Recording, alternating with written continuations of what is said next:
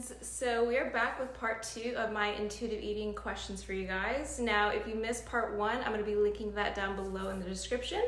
But let's get right into it because these are some great questions. So the first one is, what are your thoughts on tracking macros to gain or lose weight? Okay, I have lots of thoughts on this because tracking macros can be a very slippery slope, especially if you're somebody who is a perfectionist, you have a very type A personality, or you find numbers to be very obsessive. Now, I will come in with this with a little backstory. I used to track macros. It was not for me because I got so fixated on the numbers, and any kind of tracking, whether that be through macros or calories, for most people can cause some disordered eating behavior. Because unless you're somebody who's training for something where you need to be tracking macros to the T, like you probably most likely do not need to be to the gram tracking protein, tracking carbs, tracking fats. For what reason? For what reason at the end of the day would you need to be that specific with what you're eating and how much you're eating? Now, if you're somebody who has a history of under eating is like your default, I can definitely see why tracking might provide that reassurance of oh, I'm eating this amount. But again, it shows to me that you may be lacking trust within your own body, within your own knowledge about nutrition and with your own intuition to make those choices for yourself. Because again, tracking at the end of the day should not be something that I feel like most people should do, especially if you're finding that you have started to do it and it's becoming something where it's ruining your relationship with food. And I work with a lot of women who struggle to let go of tracking because it might have been a tool they have used for so long to, again, provide that reassurance that they're eating the right amount. But in my experience, a lot of women confuse the right amount with not enough food still. I've had so many women come to me who have thought that 1,500 calories a day was enough. And I will tell you what, for most people, that is not going to be enough. That is still considered to be severe under eating. So again, tracking macros may not be right for you, especially if you have those traits. Now, when it comes to needing to gain or lose weight for whatever reason, again, you do not have to track in order for that to happen. And so my question for you is tracking something that I want to be doing the rest of my life in order to feel like I have control over my body? Also, sorry, I don't know why my bra keeps wanting to show it to you guys, but I'm not sure if I'm experiencing extreme hunger or binging. I recently lost a lot of weight and it doesn't seem to matter how much or what I eat, I just want to eat.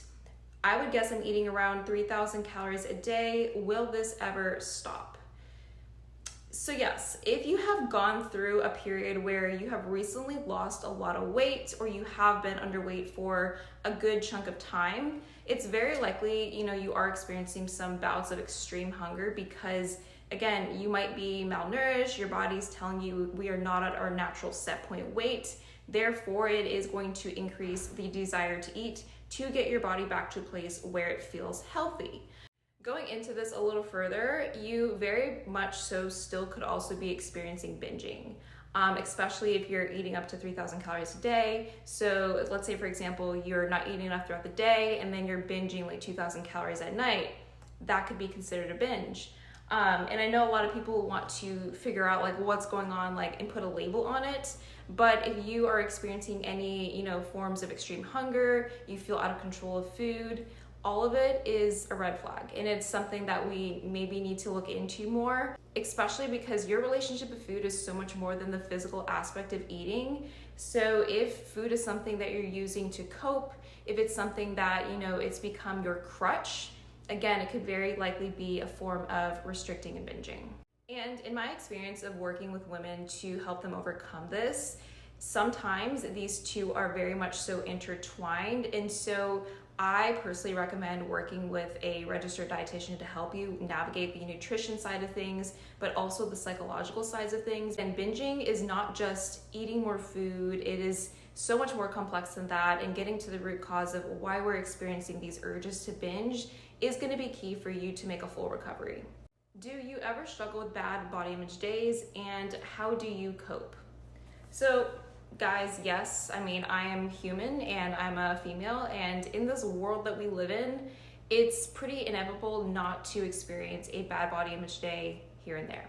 I mean, sometimes there's certain weeks where I am feeling very hormonal, I am bloated, I am puffy, and I'm just not feeling myself. Yes, there's definitely times where I'm not satisfied with my body, but the most important part here is that I don't do anything extra in terms of exercise, or I don't manipulate my food on these negative body image days.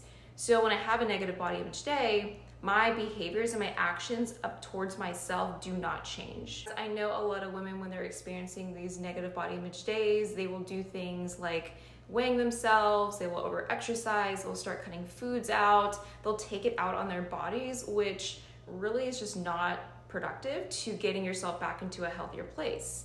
And I always like to say, like, you cannot hate yourself into loving your body. So on negative body image days, I honestly do things that are acts of self-care for my body. I don't fixate on my body, I don't body check, I don't weigh myself, I just focus on other things, so my body's not my main priority. How many sweets do you have in your house? I really struggle with this because it's all I will think about, and sometimes I end up binging by having these foods in the house. Okay, so I had to go check because I forgot what I had. So I actually have 2 containers of Ben & Jerry's ice cream. I have like 3 bags of these salty dark chocolate gems. I'm telling you guys, these are like my obsession. Like, they're like chocolate chips, but they have a little sea salt and they're so freaking good. I also have 3 bars of chocolate. I mean, I guess granola's kind of a sweet treat. I also have like 3 containers of granola butter. This one is vanilla, this one is brownie batter, and this one's like eating a graham cracker cookie. Oh my gosh, it's so good. Now keep in mind, this is just like what I have like on hand right now, but I also live by myself. So if I want something sweet, like, I will go out and get it. I actually live like 10 minutes away from this amazing donut shop that I go to sometimes.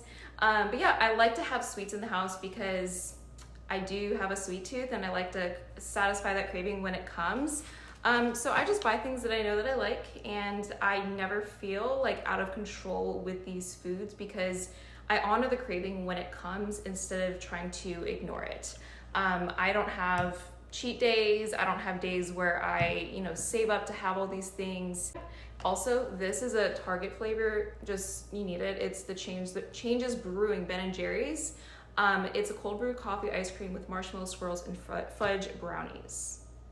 Typically, when we feel out of control with certain foods, there is likely restriction involved, whether that be physically restricting, not eating enough, or mental restriction. So maybe you're guilting yourself for eating those foods, you feel bad for eating those foods, or maybe you're craving these foods, but you're trying to hide that with something else. Like, let's say you're craving a brownie and you give yourself a Quest bar instead. Like, these are all forms of restriction. And I know this first and foremost because I used to do this as well. I was binging multiple times a week. So I'm all for honoring these cravings. And if you are struggling with this, this is what I walk you through in Nourish to Thrive, which I will also link in the description. In my experience of working with women to help them overcome this for the past 3.5 years, it's not as easy as it sounds to get yourself out of this restrict and binge cycle, because it's not just about the actions, but it's about the thoughts that you're thinking in your head. And without support, it's likely you're going to continue to do the same habits and behaviors over and over and over, which, again, it's not your fault. It's honestly just a product of diet culture. Alrighty, Rue. So how have you been able to maintain your weight being an intuitive eater? Ooh, I get this question quite a lot, especially if you have tried to eat intuitively and this has resulted in you gaining a lot of weight or losing a lot of weight. Something to note about this is that I have been an intuitive eater for about 4.5 years now. So when I first started my intuitive eating journey, I definitely did gain a lot of weight, but partially because I needed to in order to get my period back, in order to restore my health, and for me to be healthy. Now, for most people, they are going to experience some kind of weight fluctuations, especially if you're coming from a history of restriction. Not gonna lie, this weight gain was really difficult for me. I definitely surpassed my body's natural set point weight because I just really was eating a lot of food. And again, this is my own personal journey, so try not to think that this is gonna happen to you as well. But I definitely experienced extreme hunger, and I was definitely overcoming a lot of mental restriction that I was placing on myself for so long as a result of tracking and following so many food rules. As I maintained and learned more about intuitive eating and like my hunger and fullness cues, and really started to improve my overall relationship with food, where I no longer was restricting and binging and restricting and binging, my body actually started to naturally come back to a place where it feels better. And this really is a classic example of set point weight, in the fact that every single person does have their natural set point weight, where we are not restricting, we're not over exercising, we are eating intuitively. And when I say that, try not to think about intuitive eating as a diet, because there's so many people that use it that way, and it should not be that way. It's so much more than just listening to hunger and fullness cues, because again, if we're just listening to hunger and fullness cues, there's a very high percentage of people who would probably use this as a way to restrict. There's so much more that's involved, so many other reasons to eat besides just your hunger and fullness cues. And honestly, guys, I stopped trying to do the most. You know, there's so many women that come to me and they're over exercising, they're not eating enough, and they actually start to gain weight. It's because your body is so stressed out. So I actually cut down my training. I think I weight lift 3 to 4 days a week right now, give or take, because there's just some days I'm just not feeling it. I don't run, I don't do insane amounts of cardio. I do movement that feels good for my body, and it actually fits into my lifestyle. Because it's not realistic to be exercising like a crazy person every single day. And this is something that I never used to be able to think that I would be able to do being an intuitive eater, but it truly is possible for every single person to be able to listen to their bodies and maintain a weight that's going to be the comfortable for them. I also relate this to the fact that food is like not the center of my life, which when I was restricting and binging, it very much so was. And so I had this idea that like I would not be able to maintain my weight, because I was like, well, I'm obsessed with food, I'm obsessed with eating, so I have to control myself. In order for us to heal that relationship that we have with ourselves and with our bodies, we have to really get to the root of like, why is food the center of my life? And again, food is something that it definitely is enjoyable. I'm a huge foodie, I love food, but there's also other things in my life that I love just as much. Or somebody watching this, listening to this, and you're like, hey, that's not gonna work for me, like, I don't believe you, I've always gained weight as an intuitive eater. I 100% understand, I feel for you, but I also want you to know that it's not your fault. Really, it's not your fault. And I encourage you to give yourself a little bit of compassion for what you're going through right now, because there is a light at the end of the tunnel. And if you are struggling with being able to being an intuitive eater without it resulting in you binging, feeling out of control of food, resorting back to diet behaviors, and being able to just maintain your weight, I seriously would love to help you. I've helped so many women overcome this. And so feel free to reach out to me if this is something that you would like more support with. Last question, and this was a really good one as well. If I'm sick and not hungry, does this mean that I should listen to that? I am also not being active, so I don't know how to eat when I am sick. Okay, so when you're sick, your body is going through a lot of things. It's under a lot of stress. It's trying to fight this infection that you are sick with. And so it's actually gonna be super important for you to eat enough, because if you're not giving your body enough nutrition, it's likely that you're not gonna be recovering as fast as if you were eating enough for your body.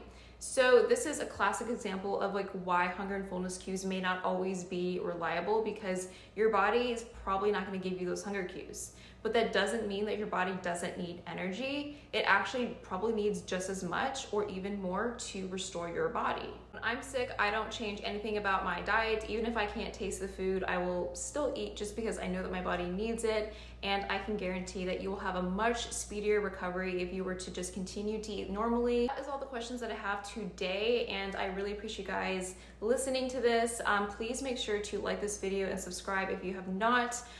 just to show me that you like these videos and you want more. I might do a part 3 if I get enough people watching this video, but if not, just let me know. So I will catch you guys in the next video.